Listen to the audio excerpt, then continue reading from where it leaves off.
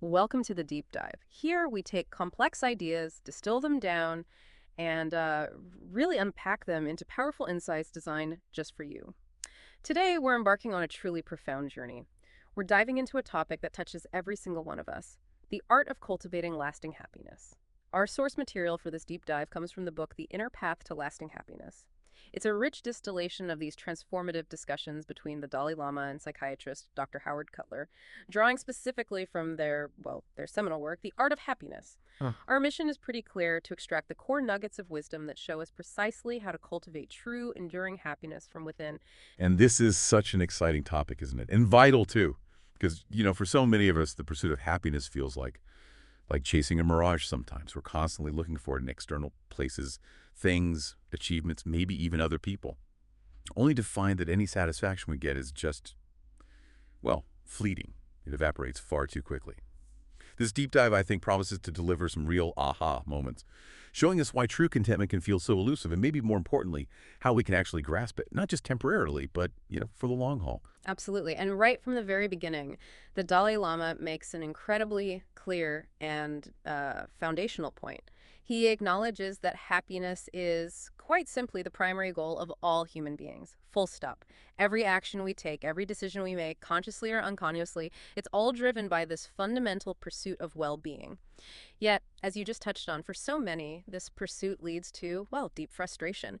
They diligently seek happiness in those external sources like wealth or a particular career achievement or acquiring possessions, only to find time and time again that these offer nothing more than a temporary, often superficial satisfaction. It's like trying to fill a bucket with holes in the bottom, isn't it? So if that's the starting point, what does this actually mean for how we approach our lives day to day? The Dalai Lama and Dr. Cutler present a really compelling argument that the true pursuit of lasting happiness isn't really about acquiring more or changing our external circumstances. Instead, it's fundamentally about transforming our inner mental states, about deliberately cultivating positive inner qualities. They emphasize that genuine happiness is rooted in developing things like emotional intelligence, a profound sense of compassion, and consistent mindfulness. It becomes clear very quickly that happiness isn't some static destination we arrive at. It's much more dynamic, an ongoing way of being in the world. Yeah, and what's truly fascinating here, what struck me immediately in the introduction, is how powerfully they boil this concept down. Happiness fundamentally comes from within. That's the core. It isn't given to us by our circumstances. No. Instead, it's profoundly shaped by our mindset, our perspective, and even the quality of our interactions with others.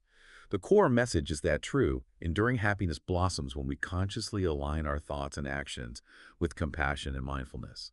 And when you really sit with that idea, it clicks. It makes so much sense, right? Right. Because it shifts the locus of control entirely to ourselves. We're in the driver's seat. Exactly. And building on that idea of intrinsic happiness, the first chapter, which is aptly titled The Purpose of Life, provides an even deeper foundation. The Dalai Lama outlines life's universal purpose in incredibly simple yet profound terms: to seek happiness and simultaneously reduce suffering. He suggests that every single human endeavor, whether we're aware of it or not, is driven by this very desire. But here's where he introduces a crucial distinction, one that truly reshapes how we view our experiences. He differentiates between those fleeting, temporary pleasures, the kind we get from a new gadget or a great meal, and the deeper, lasting happiness that arises from an internal sense of contentment and genuine fulfillment. He even goes so far as to suggest that suffering is an inevitable part of human existence. That's a tough one, but here's the powerful twist. It doesn't have to define us or dictate our happiness. Instead, he proposes that we can learn to shift our mindset, perceiving suffering not as a roadblock, but as an invaluable opportunity for personal transformation and growth. That's quite a radical reframing for many of us, I think. It really is. And that leads us perfectly into the very practical insights in the next chapter, the nature of happiness. This is where things truly become illuminating.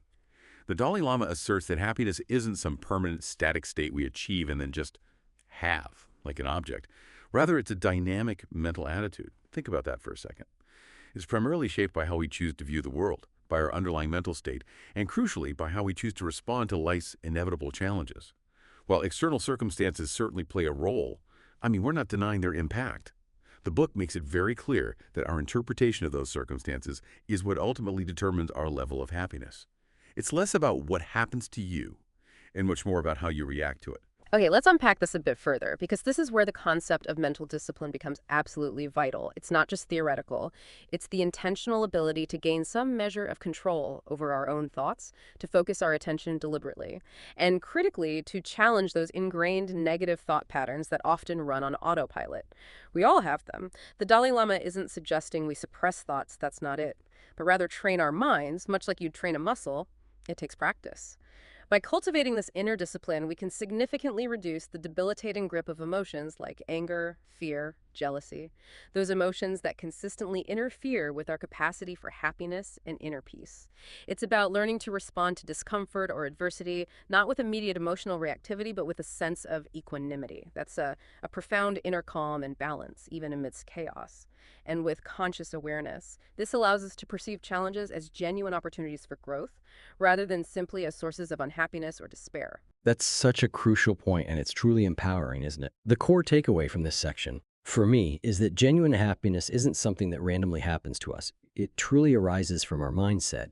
And the incredible part is that this mindset is something we can actively, intentionally cultivate. It's a skill. The book provides a clear path through mental discipline, through mindfulness practices, and through cultivating emotional awareness. It literally means we have the power to shift our perspective, to consciously reduce the overwhelming presence of those draining negative emotions, and even to embrace life's impermanence, its ever-changing nature with a greater sense of peace and acceptance rather than, fear or resistance. So, if happiness is primarily an inner state cultivated through mindset, what are the specific well springs the Dalai Lama points to, the things that nourish this inner joy?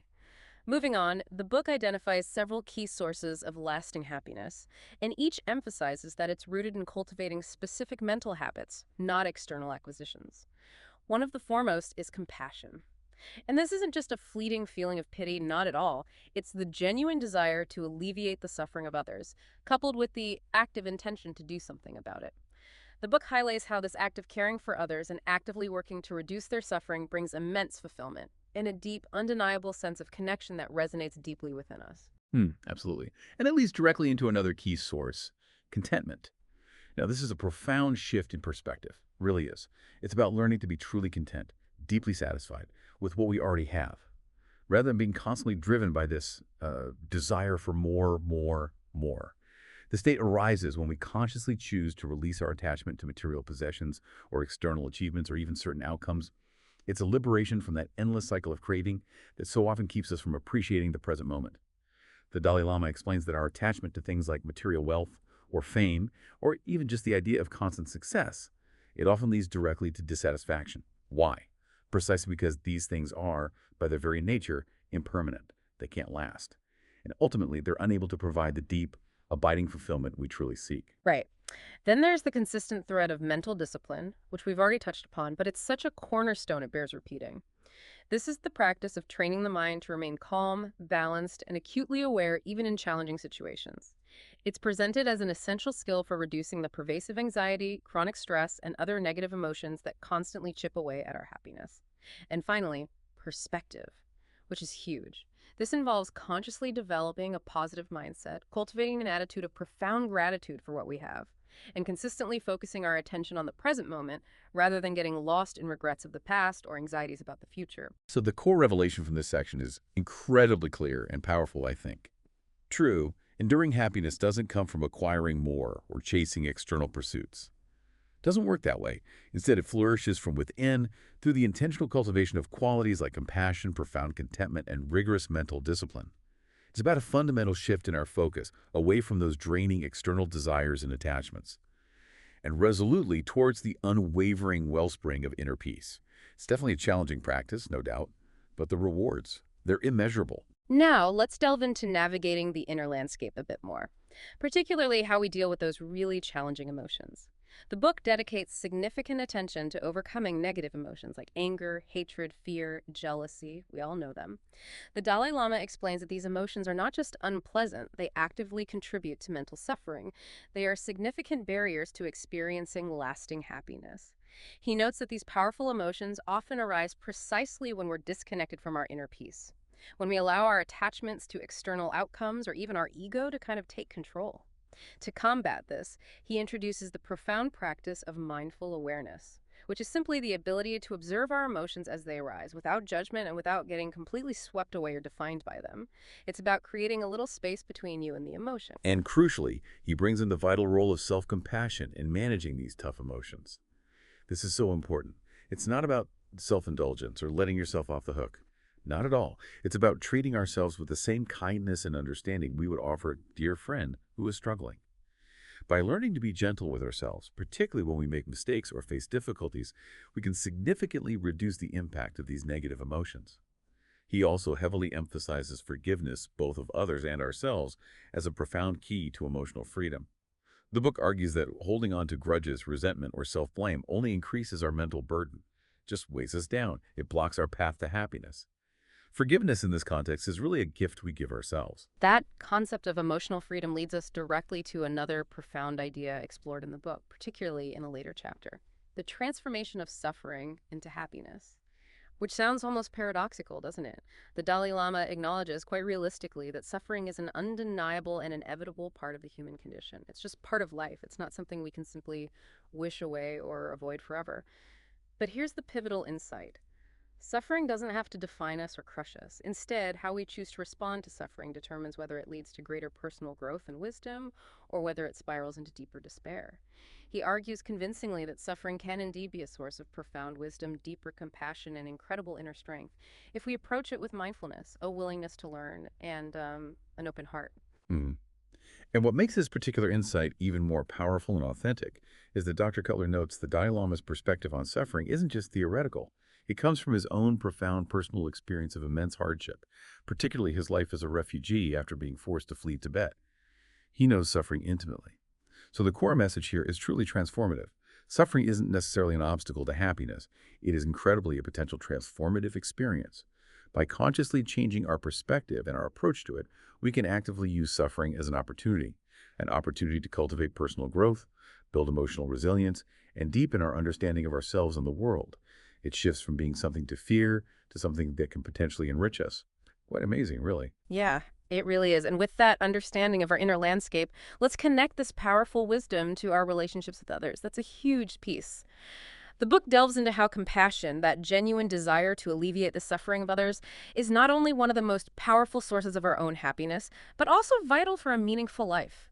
It's definitely a two-way street. It fulfills us deeply while simultaneously strengthening our connection to the world and to humanity. It's not just feeling sorry for others, right? It's about taking meaningful action, however small, to help reduce their suffering. This can manifest in simple acts of kindness, maybe offering a listening ear or providing genuine emotional support. And crucially, it circles back to that fundamental concept of self-compassion we mentioned. The book argues that only by being truly kind and understanding towards ourselves can we genuinely extend that same profound kindness and understanding to others. It's sort of an inside-out process. That makes total sense. And it leads so naturally into the importance of relationships themselves, doesn't it? The book really emphasizes the profound impact healthy relationships have on our overall happiness and well-being. It's massive. Building connections based on deep trust, open and honest communication, and genuine empathy. These are foundational to our emotional health. These aren't just, nice to haves. They are described as cornerstones of a truly happy life. So the ultimate insight here is that healthy, meaningful relationships aren't just a byproduct of happiness, they are a direct source. Actively cultivating compassion for others, building trust, and maintaining open, empathetic communication naturally leads to deeper, more satisfying, and frankly, more joyful connections in our lives. Absolutely. And ultimately, as we journey through this profound wisdom, the Dalai Lama consistently reinforces that happiness isn't a destination. It's not a fixed state you arrive at. It is, quite fundamentally, a practice. Like learning an instrument or a sport, it's a lifelong commitment, an ongoing process. It's about continuously cultivating those positive mental habits we've discussed: compassion, contentment, awareness, engaging in compassionate actions, and building emotional resilience with each experience, good or bad. It's about learning to approach life's inevitable challenges, whether they're big or small, with humility, with an attitude of gratitude, and with an open heart. This understanding is actually quite freeing because it means true happiness is not something that can be taken away by external circumstances. It's an ongoing inner creation. So what we've truly unpacked today is a powerful understanding that happiness isn't really about chasing external circumstances or accumulating more things. It is profoundly an internal state, fundamentally shaped by our mental attitudes and our chosen perspectives. Compassion, self-compassion, and consistent mental discipline are truly at its beating heart. And remember, that suffering piece. It isn't something to avoid or fear necessarily. Instead, the book teaches us it can be transformed into profound growth and a source of deeper wisdom, which is hopeful. Tools like mindful awareness, profound contentment, and an active practice of gratitude are always available to us. They're right within our grasp. Plus, those healthy relationships, the ones built on trust and genuine empathy, absolutely foundational to a fulfilling life. It truly is an ongoing practice, a daily cultivation, but one that offers the most incredible, enduring rewards. So, if happiness truly is an inner practice, a skill we can develop regardless of external conditions, then what small shift in perspective or action can you experiment with today, right now? Perhaps choosing to practice just a moment of self-compassion when things get tough, or extending a simple kindness to someone else, or maybe just pausing to notice something you're genuinely grateful for. Keep exploring, keep questioning, and keep diving deep into what it truly means to live a profoundly happy life from the inside out.